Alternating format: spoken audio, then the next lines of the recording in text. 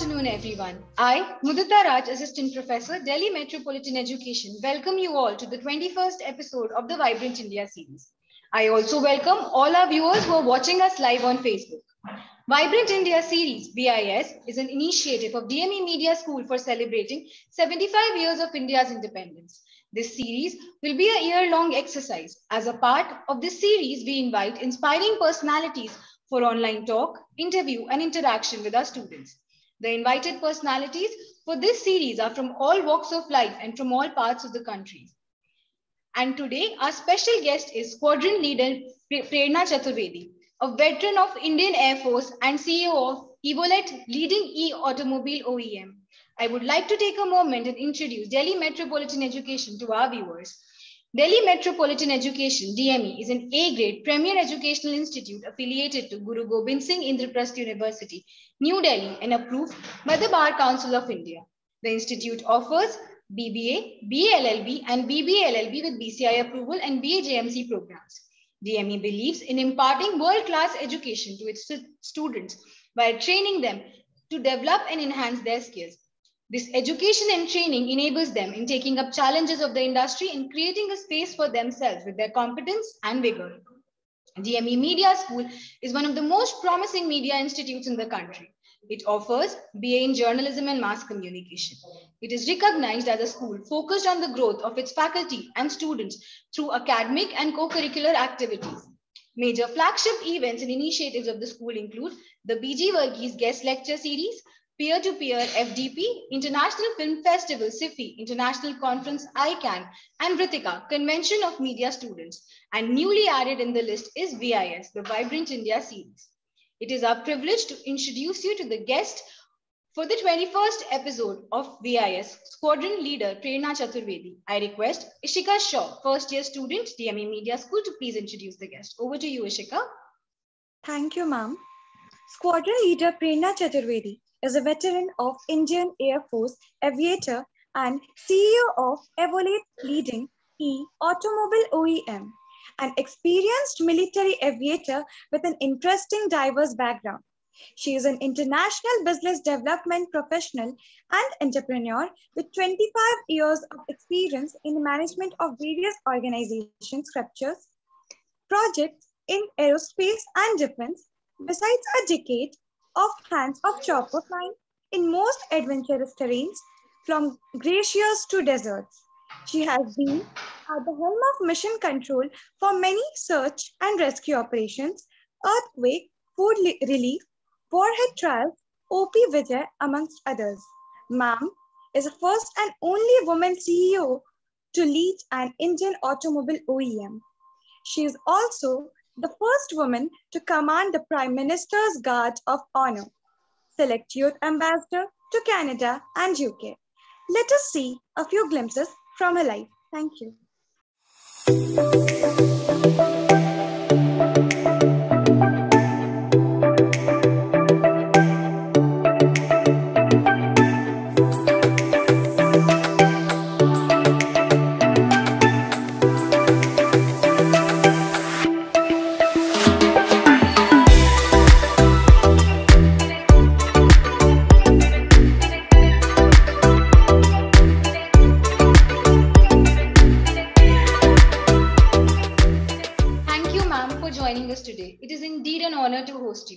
I now request Professor Dr. Susmita Bala, Head DME Media School, to please welcome the guest. Over to you, ma'am.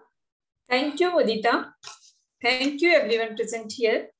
Welcome, everybody, in episode 21st of Vibrant India series. We launched this digital program on August 9 on the anniversary of Quit India movement. Vibrant India series is a tribute to all those people who made supreme sacrifices for the independence of our motherland. India will be completing 75 years of independence next year. We have started celebration this year only. This program has been launched as a part of these celebrations.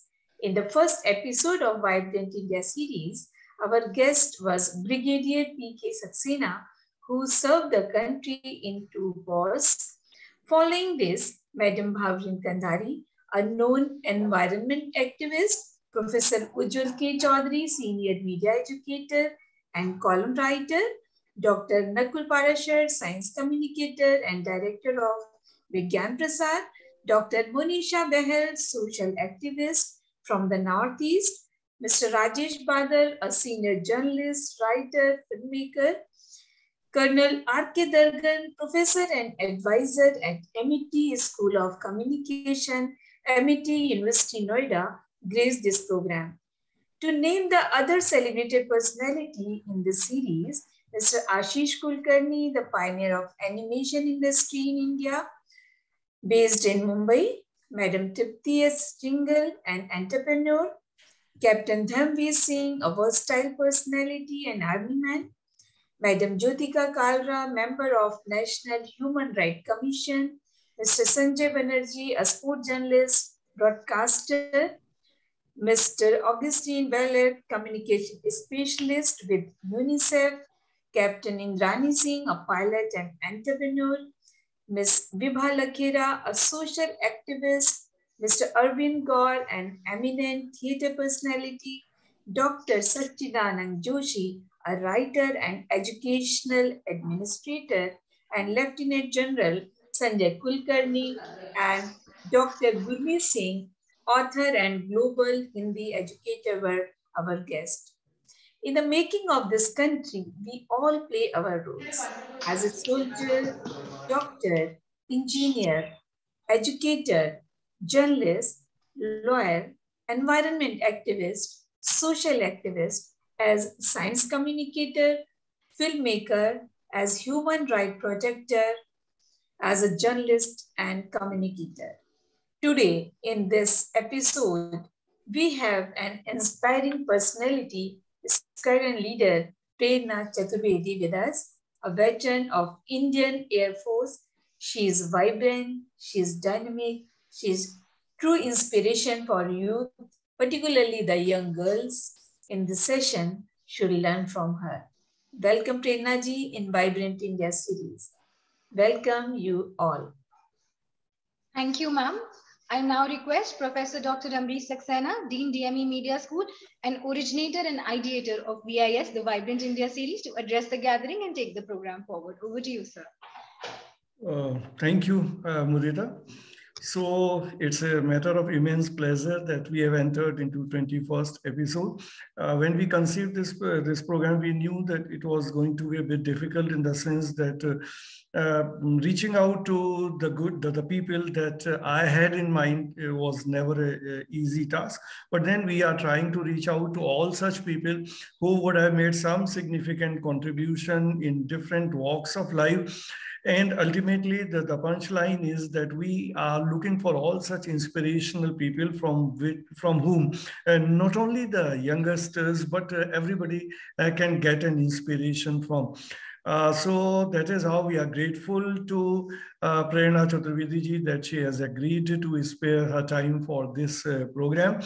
And the whole objective, as I explained, is this only because in today's time, there are a lot of things happening in our country, some not so good, some good, and all this is happening. But one thing which is really missing, that the youth needs direction, and there are not many people who are ready to interact directly to the students and to tell them as to what kind of course they should take in life, because ultimately the future of the country is in the hands of the youth only, and India is considered a country of youth. So youth must get all that input which is necessary to motivate them, to push them forward. So now talking about this particular program, the way we have formatted it, it has basically 4 components or the 4 segments. In the first segment is this only, wherein this introductory part is happening. In the second segment, I will request Prerna ji to you to narrate your life journey to these students, and also telling them some anecdotes, some of your experience which you feel are worth mentioning, worth to be told, wherein so there is some point of inspiration, some such thing wherein the students can learn from whatever you are telling them. And that segment will be followed by certain questions which I will be asking to you. Those questions will be very soft in nature and originating from whatever you would have been telling these students in this session. And that the last segment will be wherein the students will be asking questions to you, and we will request you to address those questions. So that is all about this program. So now entering into the second segment of the program, I will request you to please address the gathering and tell all about your journey, your achievements, and whatever you have done so far. Thank you. Many thanks, Dr. Amrish. Many thanks, Professor Sushmita, Mudita, Eshita, for such a warm welcome and such a, I would say, warm introductory note. It's actually heartwarming. And like I always say, when you start and when you conceive an idea, you never know that it is going to be appreciated by people, or it is going to be liked by people, or someone's going to be encouraging, or someone can be encouraged with that view. So it's only when you start, you have something else in mind. As things shape up through the years, only then we start to realize that yes, it has become successful, or it has become worthy of being liked by someone, or is it just what you wanted to do? And trust me, I'm sure we all have seen it in our own lives. It takes a decade or two till the time we get to the results. And till the time we see the results, we only need to believe in what we had planned to do. And that is where the key is. At the beginning of the plan, or only when you're in a stage of dreaming, you would never know if it is going to be, is this dream is worthy of being planned? Is that plan executable? Whatever you plan to execute, will that get executed? And once it is executed, against all odds, right or wrong plan, nobody knows. But is that going to be successful or not? Even if you were able to do it 100%, nobody really knows. So the key lies in actually keeping faith on what you had planned to do. Keeping faith. And then where does that faith come from? Now, this is $1 million question. When we were kids, I don't know if these kids have heard of it or not, but when we were kids, we used to say, Mungeri lal ke haseen sapne. It was a very, very raw, crude dialogue that used to be slapped on. Stop daydreaming, because daydreams are not going to come true. So faith kahan se aayegi? Now, this is $1 million question.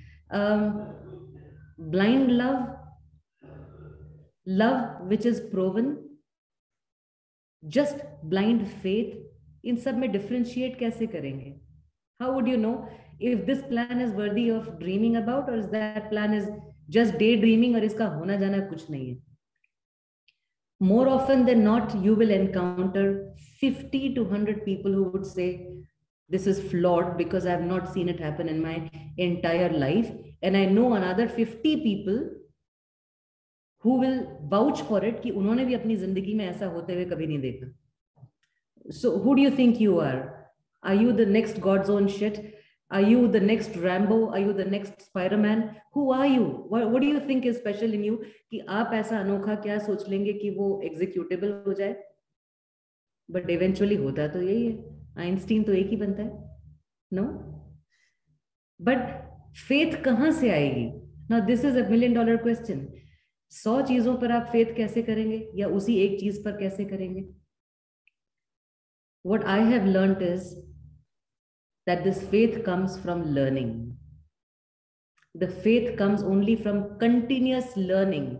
Continuous learning not only in academics, but continuous learning from the people who are continuously learning around you. This is where again the catch is. Listen to it one more time. Not only learning yourself, but learning from the people who are also continuously learning.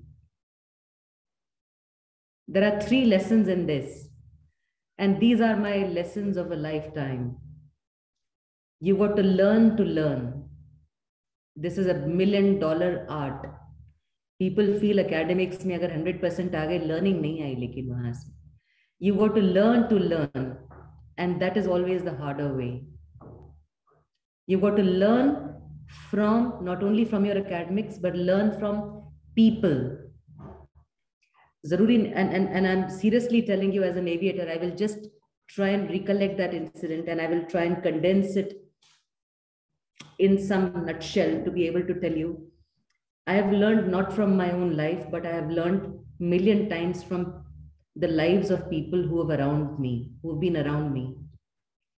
The lessons I have learned from their lives, it's only because I engaged in their lives. You started to live with them, you started spending time with them, and it all has to be selfless.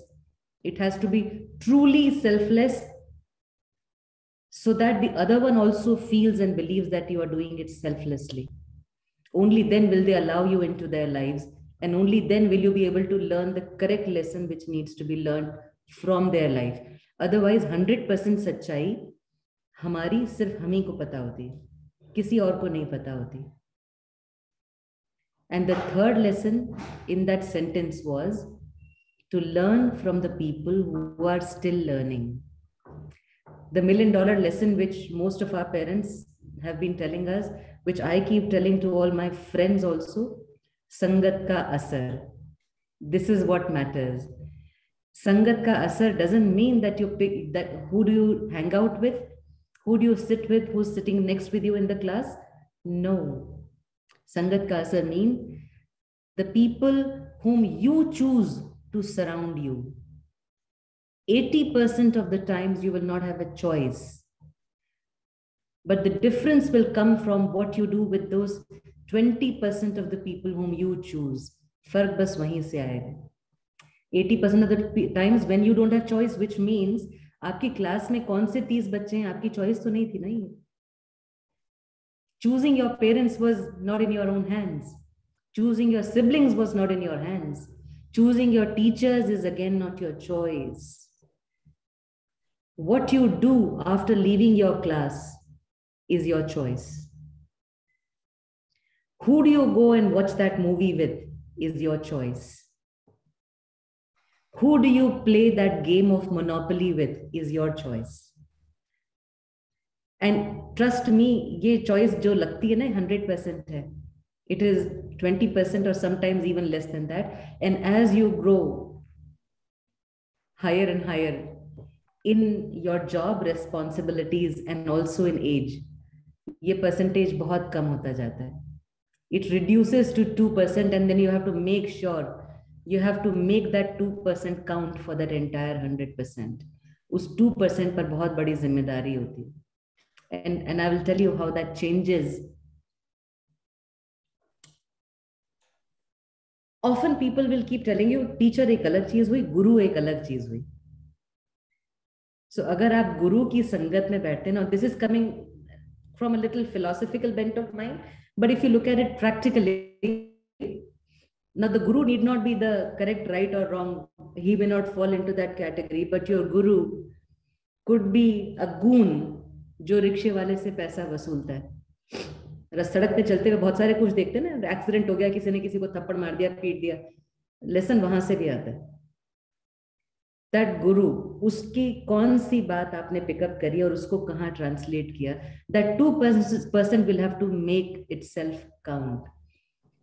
The guru will be that person who will get your mind thinking into the right direction. और उसकी कोई SOP तो होती नहीं. There is no standard operating procedure जो किसी book में लिखा हो, जो किसी ने पब्लिश कर दिया हो कि इस सिचुएशन में करेक्ट थिंकिंग की SOP ये होगी और इसको सही कहलाया जाएगा. क्योंकि करेक्ट क्या है वो तो 20 साल के बाद ही पता चलेगा. But a right thinking संगत will ask you the right questions, and they will not always be the sweet set of questions. They will not be the most comforting questions. They will be the ones who will keep your soul stirred for the entire night, maybe 3 more nights to come, maybe for the entire week.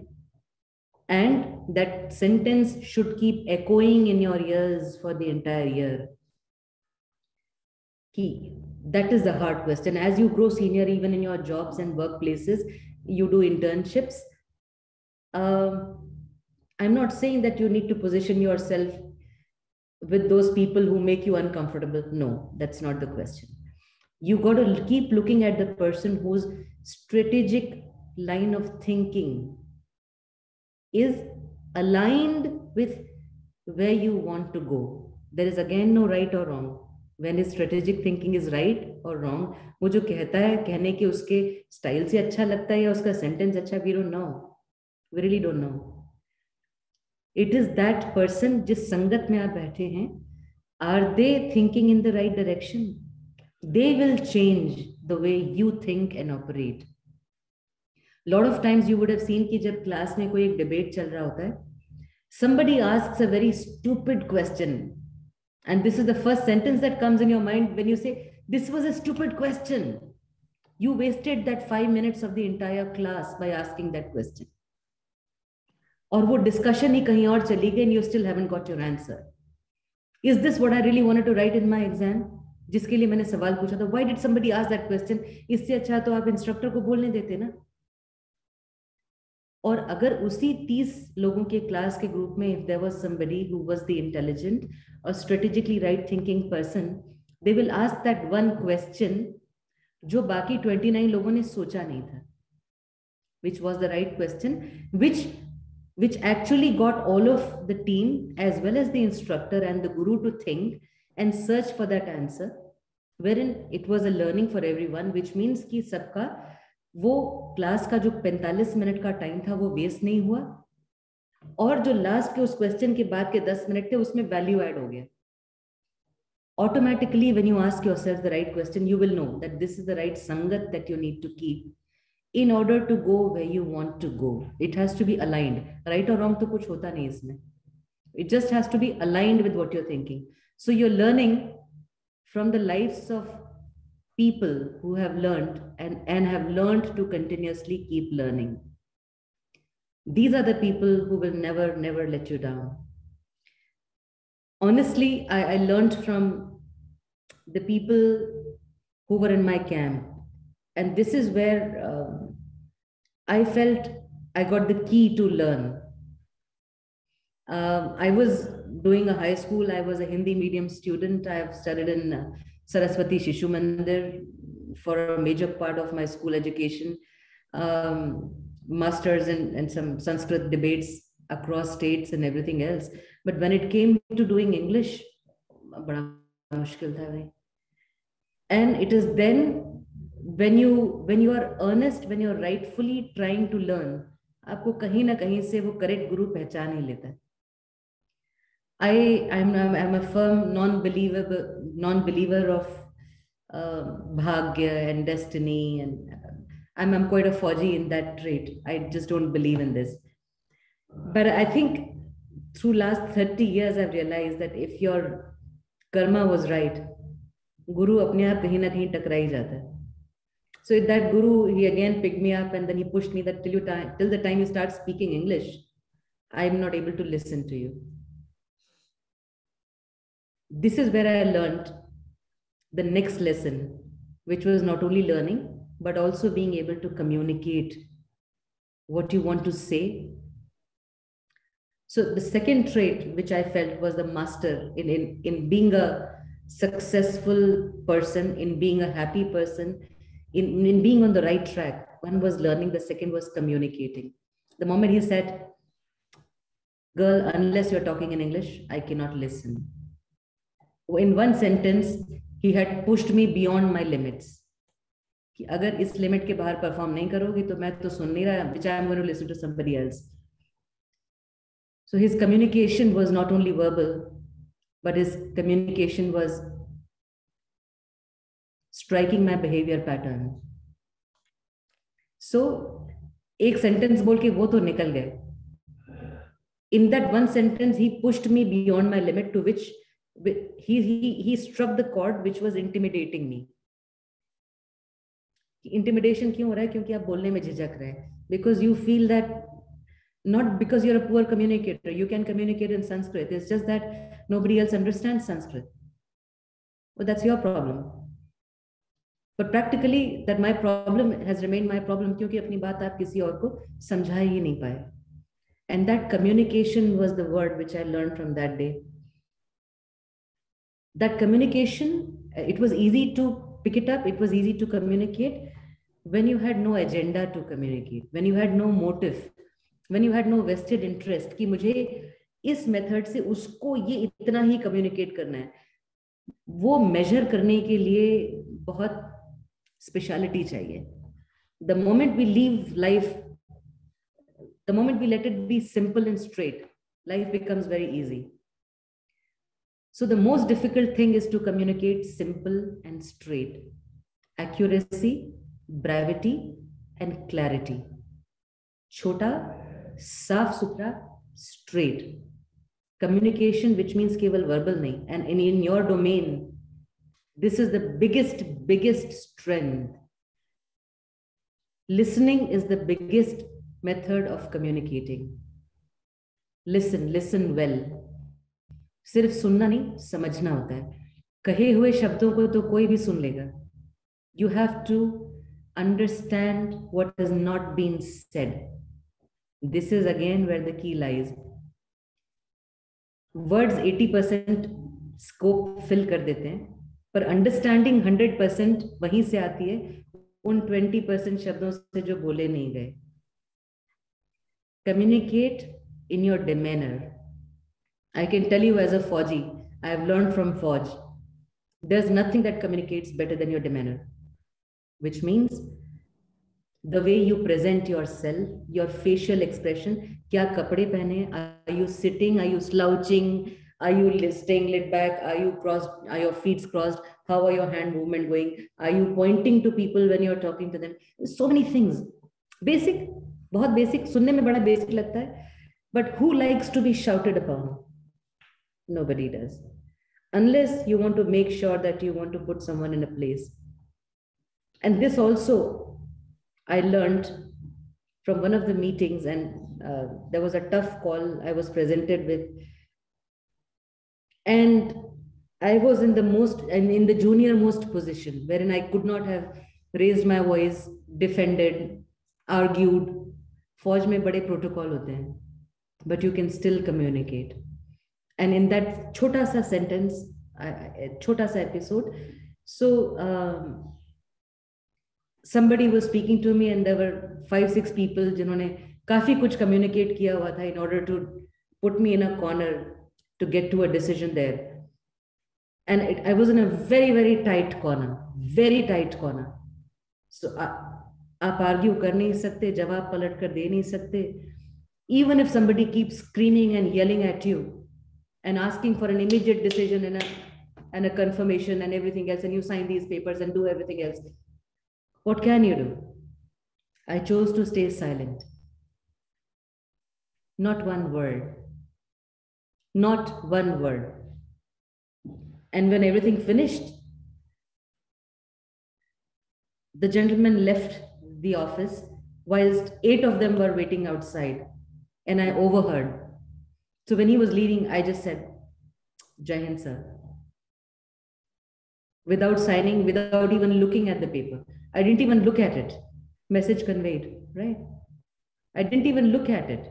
एक बार भी कुछ नहीं बोला, ना browse, ना चिड़चिड़ापन, कुछ नहीं. I did say nothing. Stay cold. I said, all right, Jai Hind, sir. He walked out, and I heard somebody in excitement ask, so what did she say? And he said, enough. That one word was enough to communicate everything else.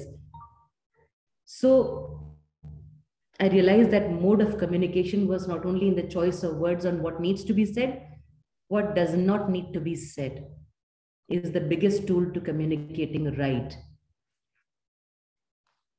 Listening, communicating, verbal as well as demeanor. So it was learning.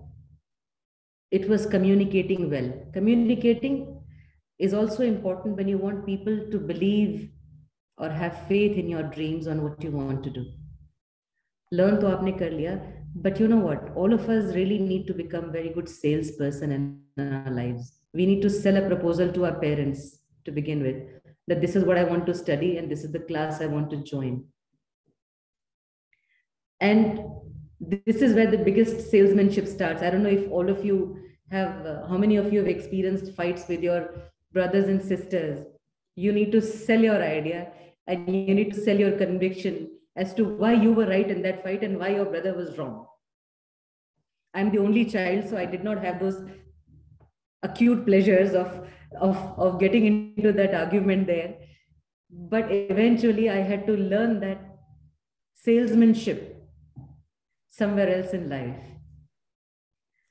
So, which also means that you not only have to tell yourself, but you need to express to yourself, modify, condense your ideas, communicate it to yourself first, and then start selling that idea to people whom you think they must buy. They must buy before it becomes sellable or before it becomes executable by others. So this will be the biggest key to put all of them together, your learning, your communication, and then become the salesman. And I realized, and this is again coming from a Fauji, I've learned it the harder way. The first consignment, international thing that was picked up. So I was picked up to look after India business for Enstrom Helicopters US, and that was as a Fauji, we had never worked in an international environment, and that consignment, the moment I got, it was to head the India business. The moment I heard business, I took 3 steps back. I said, no, I'm not a salesperson. You're getting confused with my communication skills. I am a helicopter pilot and I'm a Fauji and an operator, and I don't do selling. No, I'm so sorry. It's only then that I realized that even if you're operators, selling is absolutely essential. So you're selling your idea to your teachers, to your parents, you're selling your proposal. So selling need not mean that you're selling a product to someone as a part of profession.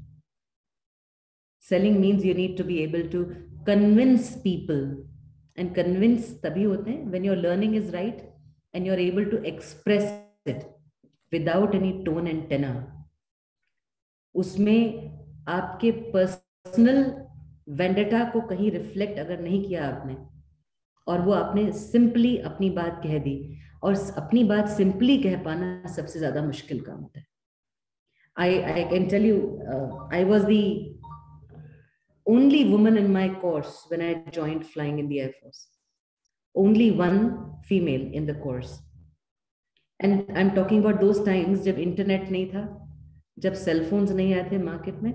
I'm talking about 1995. And most of the people, they thought that you were occupying their territory.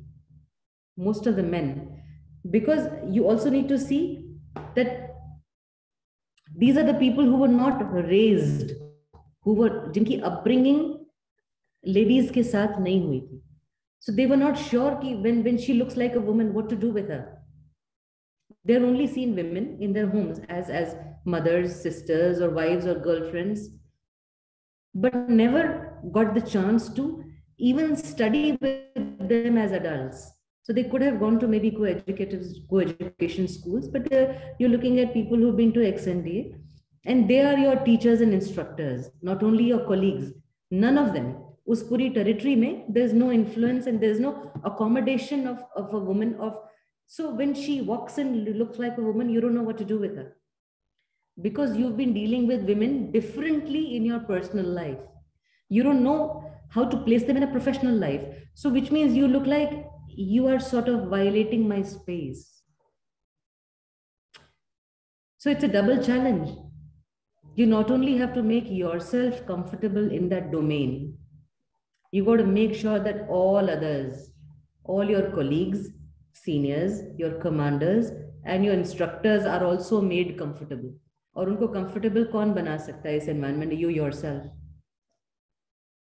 So the only way it can happen is when you are able to give them the assurance that you are not there to violate anyone's space, but just to make your own, just to find a little space for your own self.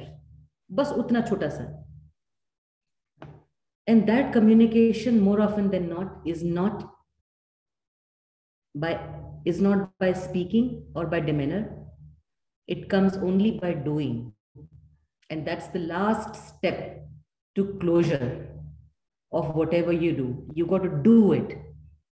You don't have to say it, but your actions must speak louder than your words. This is where this sentence has larger value. So your action must be, if you're speaking 20, your action must be 80%. Absolutely in sync with what you say. And this again coming as a Fauji. So I don't have to tell them that I'm not there to occupy a space. You do not have to occupy that space. You have to let them lead their own lives as a professionals, but you have to just make your space chota. And the moment they know that you are not there to play the woman's card, because you were not there part of a woman's entry scheme or a reserved quota or a reserved seat. No, you compete with them in the same space.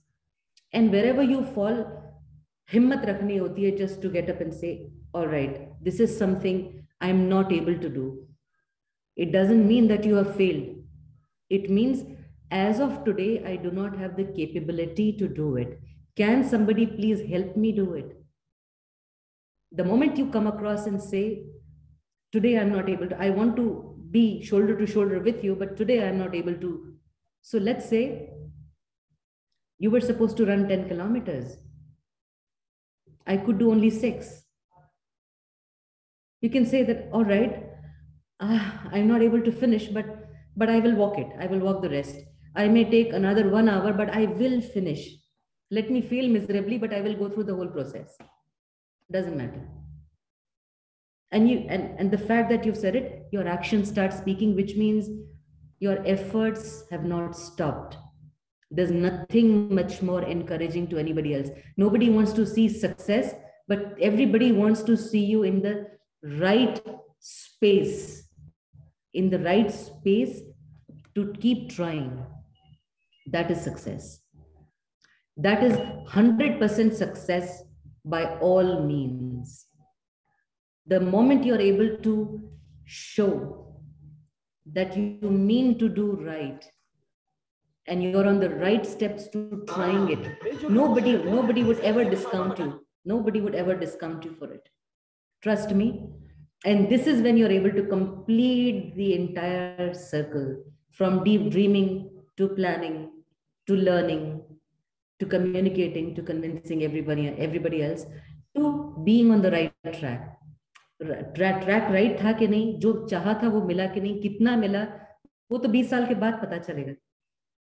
But this again, I have learned from Forge that there is nothing more concrete phase than trying. I could tell my instructors, sir, I cannot run. I cannot do push-ups on my knuckles today. Can I try tomorrow, please? You bought yourself time for 24 hours. Again, next day, get there, try. What will happen? Maximum kya hoga? You will bleed for some time. It's all right. Few drops of blood, maybe a few odd milliliters of sweat. But what have you earned? You've earned an army of comrades who dote on you, that yes, she won't stop trying till she gets it. Don't take no for an answer. Don't let yourself dissuade you. And now if we look around, we can see umpteen number of people who've achieved everything else in life, which means it doesn't mean that they kept on dreaming, they kept on trying. So this is my biggest achievement. I keep saying, I'm the best trier. I keep trying. I keep learning. I keep trying. Now, this is where the value chain kicks in. I am a military aviator who's learned only helicopter flying all the world. I've been into business. I've been into business aviation. We've been into international businesses. And now what are we doing? We are into manufacturing of electric vehicles, something no one had ever done before. It's only later that we realize that there aren't very many women. But once you've learned the art of climbing mountains, are you going to get dissuaded by plateaus? No. Actually, set yourself a target which is larger than life. Trust me, you will achieve it. And if you've achieved it 80%, you've crossed the largest bottleneck in your life. And this is where the magic lies. And with this, I feel we've completed the complete circle from dreaming to doing to getting where we want to go. It would be my pleasure if I can go across to the campus sometime and see all that you are doing. Dr. Amrish, I think whenever we can meet up, it's going to be my pleasure. There's so much to learn from with what all you do. Yeah, I mean, we will be most happy. I mean, let this third wave danger go away, then certainly we'll invite you to the campus. I mean, we started very recently in the physical mode in the last month only. And again, we have switched on again to the online mode completely, the classes and all. So, but definitely we would love you to be in our campus, definitely, for sure. One thing I would like to ask Prerna ji, I mean, since these are the bachelor's students, and one thing which is always, which always perturbs the young minds as to what will happen to them after they pass the degree, where they will end up finally, what all they will be doing their career. So making the choices regarding career is really difficult at the young age. So can you tell us something from your life? How did you decide, and at what point of time you decide what you will be doing in your life as far as your choice of career is concerned? What were those factors which finally led you to joining the Air Force? If you can tell us something about. Sir, I think the times wherein we had joined, there was no option to choose. The option to choose armed forces didn't exist.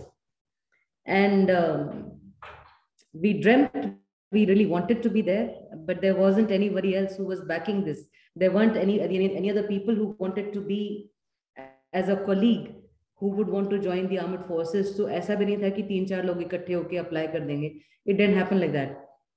So we thought that we should be able to do it, and I'm extremely grateful and thankful to the National Cadet Corps, to the NCC, to give us an opportunity to do a little POC, a proof of concept that yes, we can. So if the stage was set, and which the NCC gave us the stage, I was the first one to be picked up to command the contingent of men and women for Prime Minister's Guard of Honor on 26th January. And that gave us the faith in our own dreams. And then we started representing. We started communicating to the Chief of Army Staff, to the Chief of Air Staff, to the President. So again, President was very encouraging. All our opinions were received with open arms, actually, with great enthusiasm, including the chiefs. And they took what, just 2 years to take a decision favoring the women, and started inviting the applications from us. And that is how I happened to be the only woman in that course. And trust me, Dr. Amrish, I'm so happy that we believed and we continued doing what we wanted to do. For a fact that 20 years later, or maybe now 27 years later now, women have the opportunity to join almost all the branches and are also getting permanent commission and getting into senior leadership roles there while in uniform. So this is how we chose. I was about to be a doctor. I had zoology, botany, because that was the only option. But in my heart of hearts, I felt this is one line I definitely want to pursue. Yeah. What kind of problems did you face in terms of your parents, your friends, cousins and all? I mean, whether they supported you, they discouraged you, what all happened? Again, I've been exceptionally lucky in this.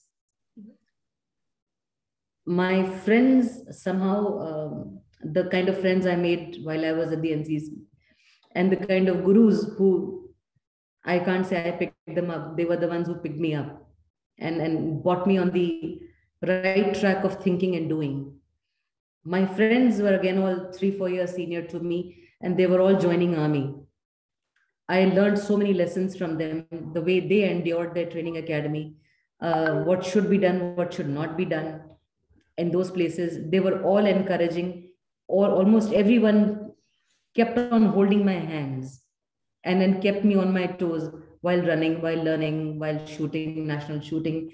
The professors, the teachers, the coaches at the NCC, my parents, I'm sure it's for an only child, and that to a girl coming from a MP and a UP kind of a background.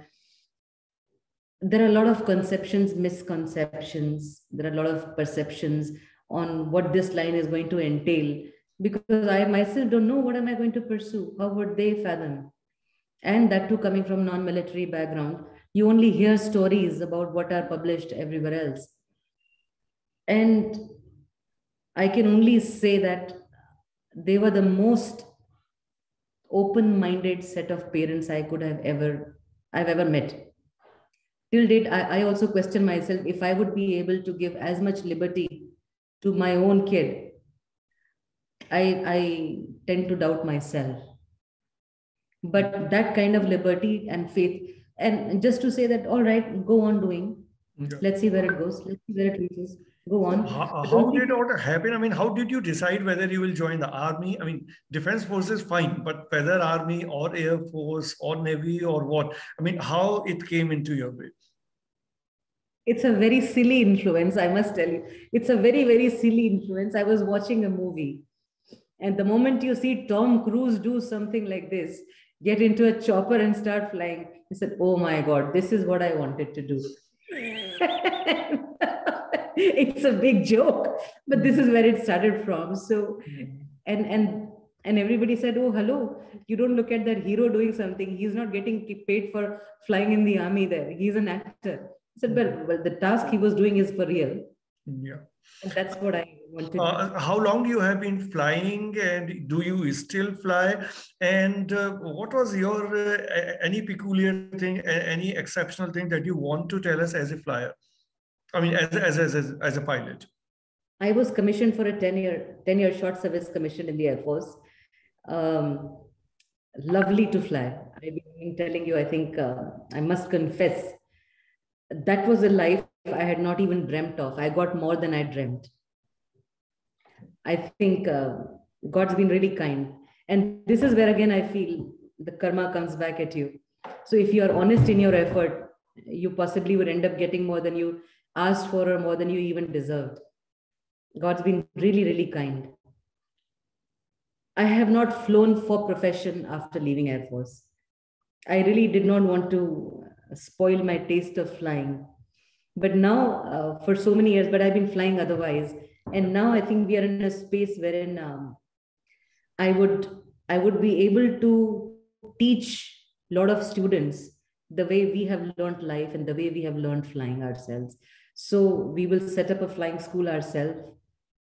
And with the people likes of me who have learned life in this way, we look at flying as a way of life, as a basic hygiene skill that everyone knows and everybody dreams to do it, but it comes with a lot of responsibility, discipline, and a different way of life, with a different class altogether. And this is what we are engaged in now.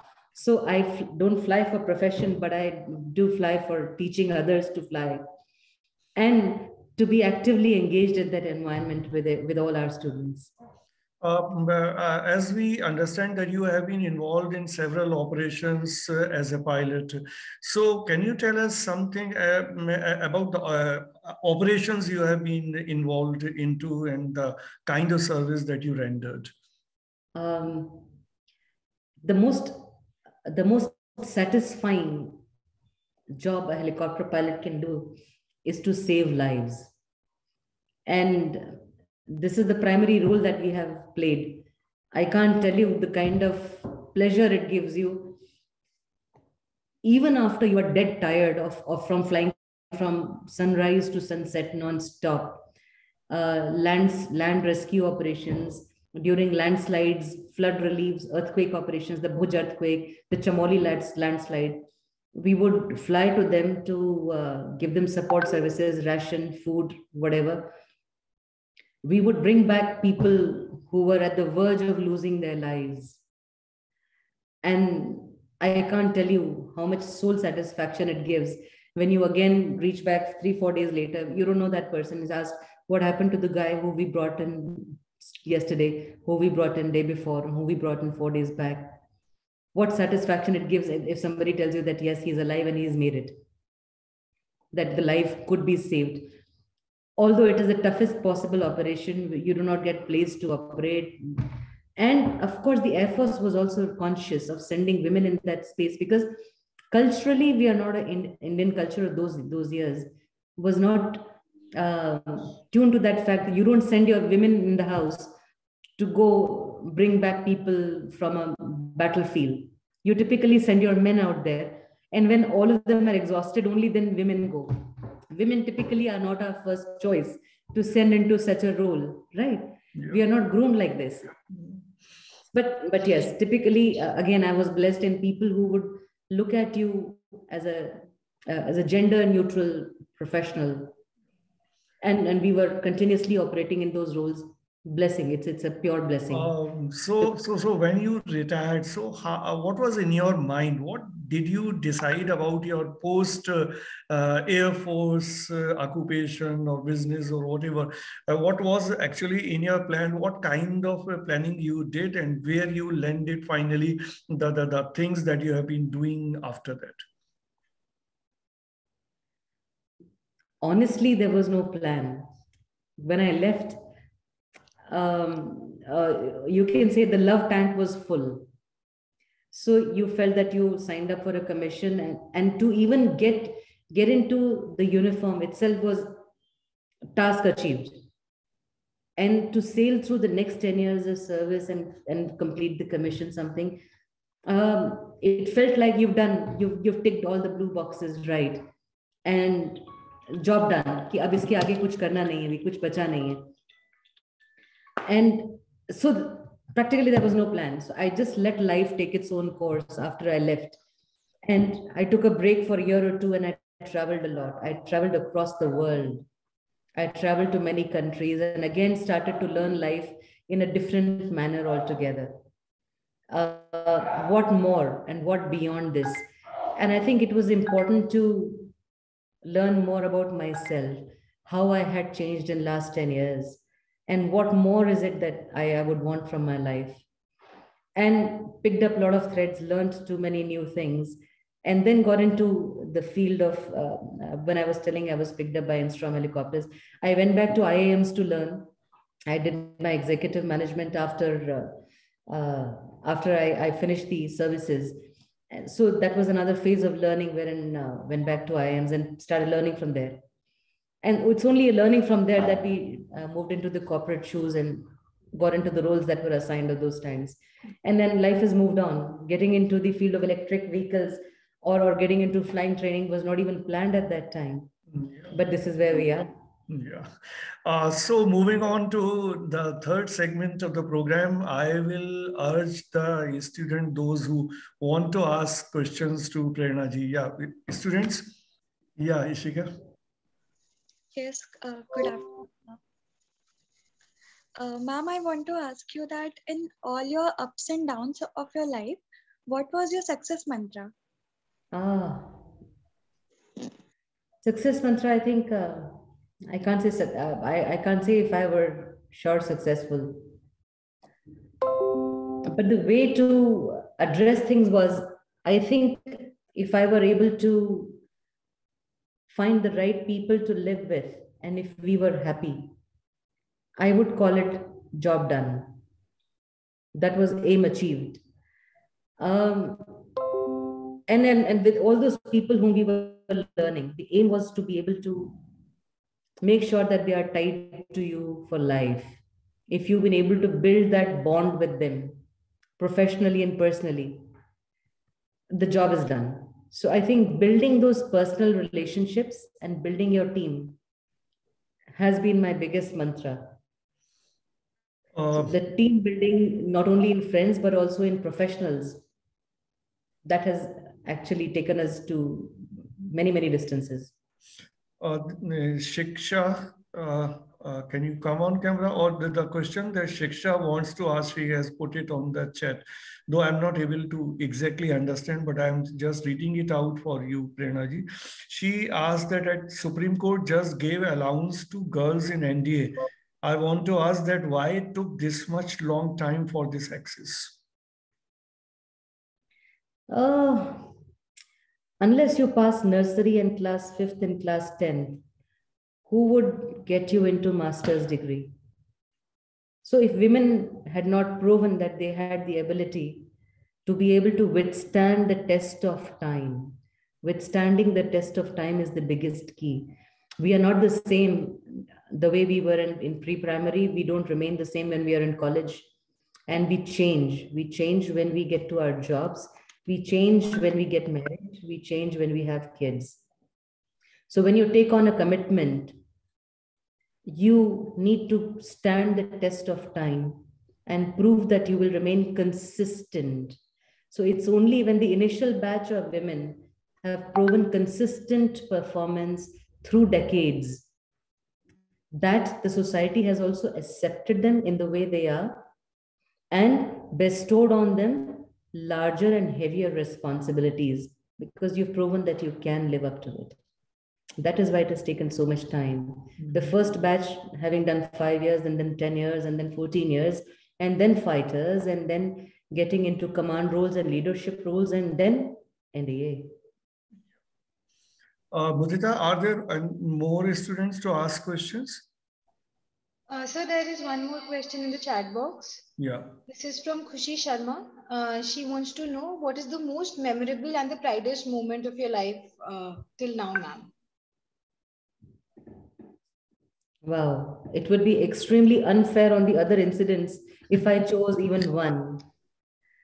There are so many, and I don't think any one could be classified as the most memorable. But I can tell you, the biggest stamp of success was when Chief was giving me my wings, when I was getting commissioned into the Air Force. I still have that picture right on the top of my table, because that was the proof of first concept, the first proof of first concept, and which was the most difficult time to get your toes sneaked in. Kya hoga wo to kisi ko nahi pata tha, but yes, you've been able to break a glass ceiling. That is one, I think I would call it a very, very memorable occasion.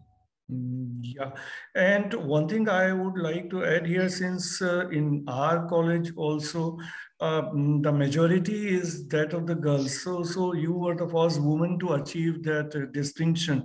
Now, can you tell us, give some advice or tell something to these girl students, like as you talked about the glass ceiling, so how these girls can break that glass ceiling to make a space for themselves in Indian society? First and foremost thing is that they have to stop thinking that they are girls and that they are any different. The day they are able to convince themselves and stop thinking in that direction, the job is done.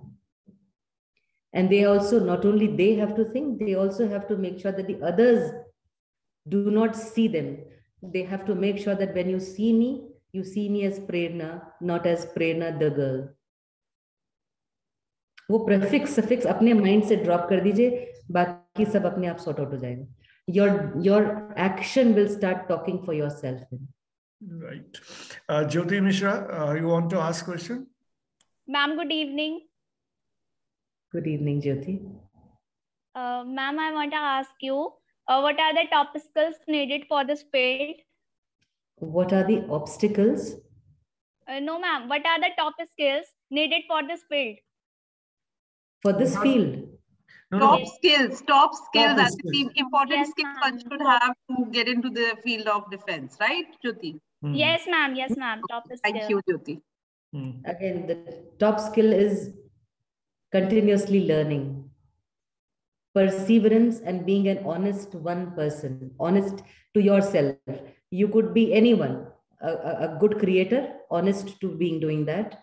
Uski bhi apni jagah hai. If you're a good academician, honest to doing what you are doing. You do not have to pretend to be someone else. The moment you're honest to your own skills, successes, strengths, and failures, you've got the biggest skill to go, not only in defense, but anywhere else.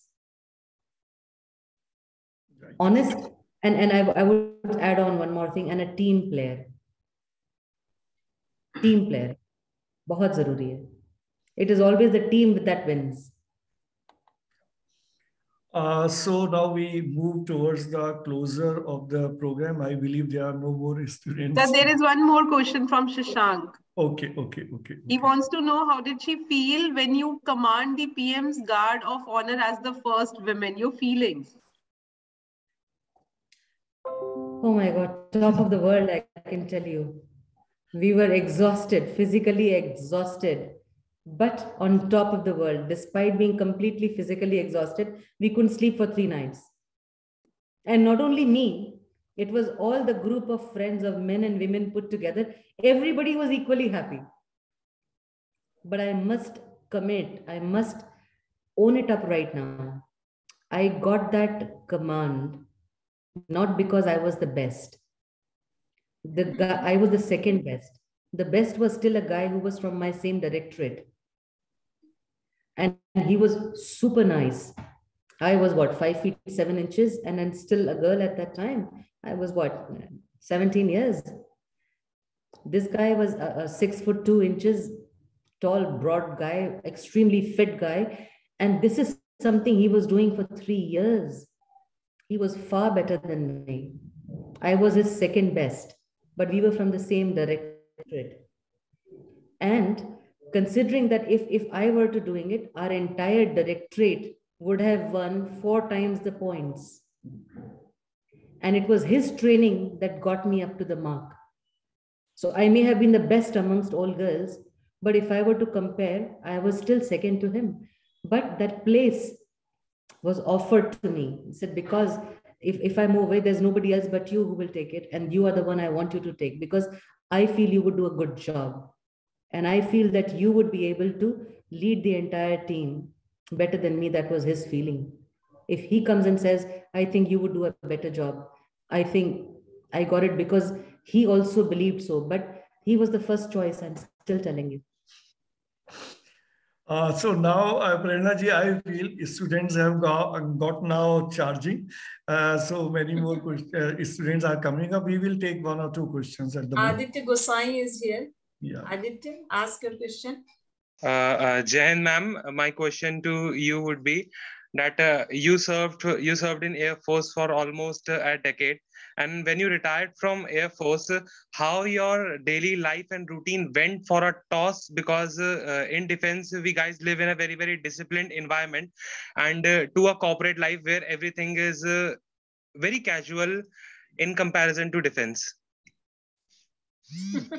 I think casual to hamare banane par banta hai. So I continued living my own life because that has become a way of life now.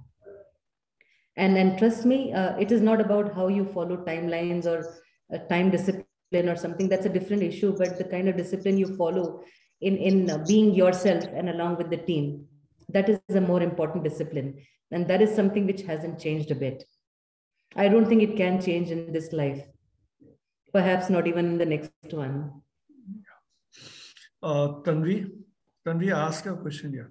Yes, sir. So, hello, ma'am. My name is Tanvi, and my question is that you are a lady who have done so much big in your life. So, what kind of obstacles were there in your way, and how did you overcome it? And what was your motivation?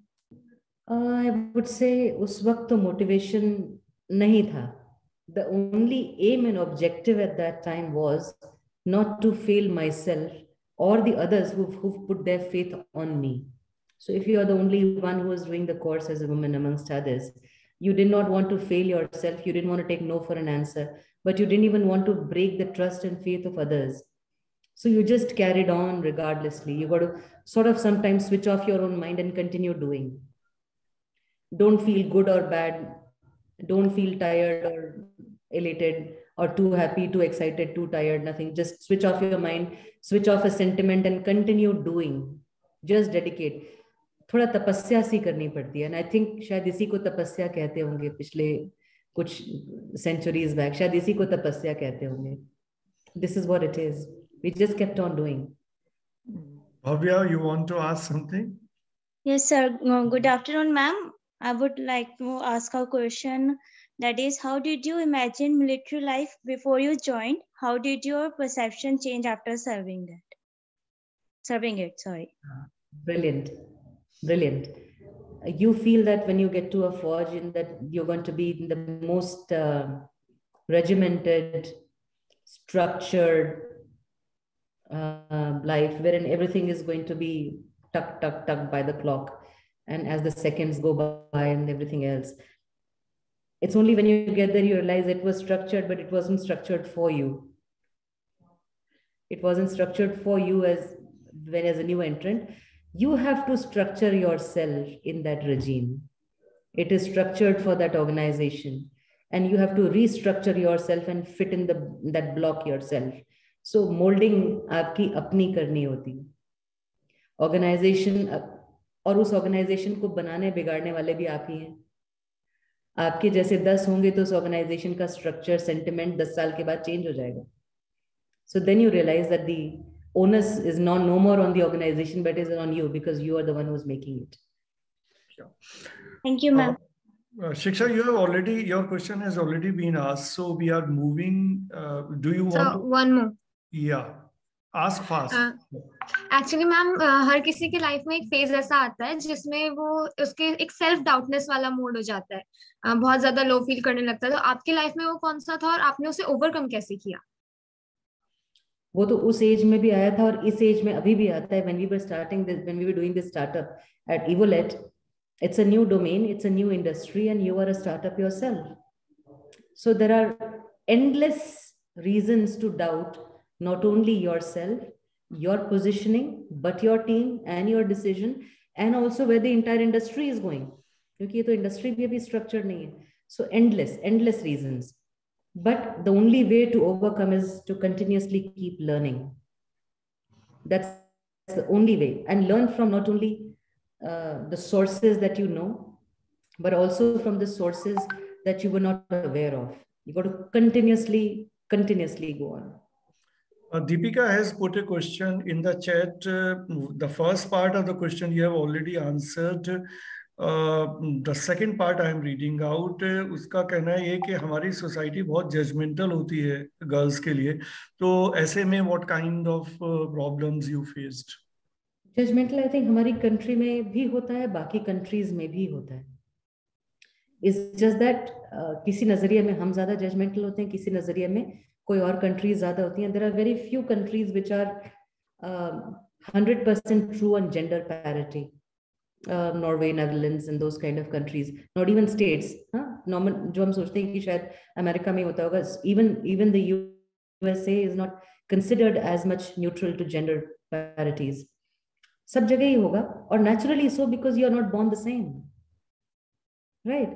So it is not only because of gender, but it is also because of we have perceptions, and it is based on learning. वो perception सबका same होता है. आप UP से आए हैं तो मेरे ख्याल से आप तंबाकू खाते ही होंगे. आप अगर साउथ इंडिया से आए हैं तो आपके घर में सब लुंगी पहनते ही होंगे. परसेप्शन पे बेस्ड होता है. So it's only when people look at women also, they also feel कि maybe if she is looking like a woman, possibly she would also tend to behave in the same manner. और उस perception को बनाने और बिगाड़ने वाले हम ही हैं. If we do the right thing today, we will change the perception 10 years later for somebody else. And this is one thing which I say with a lot of confidence, because we did what we did in 95. The women are getting into NDA today. You got to change the perception yourself. So if you don't like something today, start working on it today itself, because of your actions, somebody else is going to get benefited. And there's nothing which can give more happiness than that in the entire life. There's nothing. So we are now moving finally to the close of the program. Thank you so much, Prerna ji, for sparing time and interacting with the students. The points that you, initial talks that you raised, which impressed me also, because you defined learning completely in a different manner. And I believe the students would have understood and would have learned what exactly the meaning of learning. I mean, it's again not only for the students, we all learn all the time in all phases of our lives. But the way you interpreted the thing, that was really nice. Another important point that struck to my mind is your whole approach towards salesmanship. Because we are always, I mean, in teaching also, in other jobs that we do, we always are trying to push for certain ideas, or we are trying to push certain research proposals, and also obviously we need to sell our ideas. So that was the most striking thing that you said. And another important thing, if I can make a mention of, you talked about sustained efforts and keeping on trying. This again applies obviously primarily to students, since this session is dominantly attended by them, but then this also applies to the teachers who are there in this session, that we must always keep trying to whatever we want to do. Success or failure will be determined later, as you said, कि जो result है वो तो 10 साल के बाद आएगा. But obviously we have to keep working, we have to keep making efforts. So someday we will get the result, obviously. So thank you so much, Prerna Chaturvedi ji, to be with us in this session. It was very nice to have this kind of interaction, and then gradually you jolted these young kids because one after another they started coming up. The important thing is that one must learn how to come out from the shell. So they finally started doing it. That's the success of this kind of program, I believe. That was actually the intention with which I conceived this whole idea. It was a very interactive and very interesting session to us all. Thank you very much.